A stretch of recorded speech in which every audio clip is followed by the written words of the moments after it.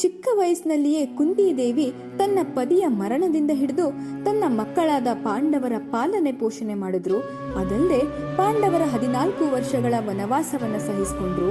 ಹಾಗೂ ಯುದ್ಧದಲ್ಲಿ ಕಣ್ಣೆದುರಿಗೆ ತನ್ನೆಲ್ಲ ಮೊಮ್ಮಕ್ಕಳ ಸಾವನ್ನ ನೋಡಿದ್ರು. ಹೀಗೆ ಮಹಾಭಾರತದ ಯುದ್ಧದ ನಂತರ ಪಾಂಡವರು ರಾಜ್ಯವನ್ನ ಪಡ್ಕೋತಾರೆ.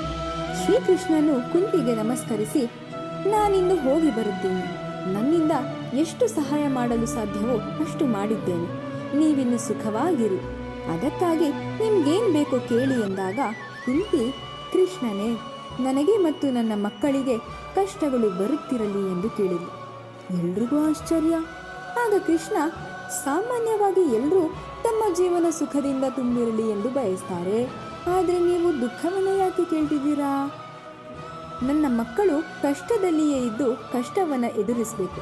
ಯಾಕೆಂದ್ರೆ ಕಷ್ಟ ಬಂದಾಗ ಮಾತ್ರ ಕೃಷ್ಣ ನಮ್ಮ ಹತ್ತಿರ ಬರುತ್ತಾನೆ.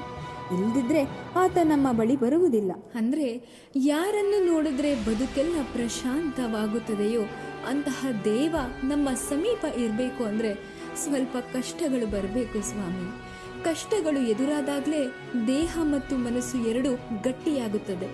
ಮನಸ್ಸು ಎಲ್ಲವನ್ನು ಸ್ವೀಕರಿಸುವ ಸಾಮರ್ಥ್ಯ ಪಡೆಯಿತು ಅಂದರೆ ಸಂತೋಷ ಪಡಲು ಆರಂಭಿಸುತ್ತದೆ ಎಂದಳು. ಎಂಥ ಮಾತಲ್ವಾ?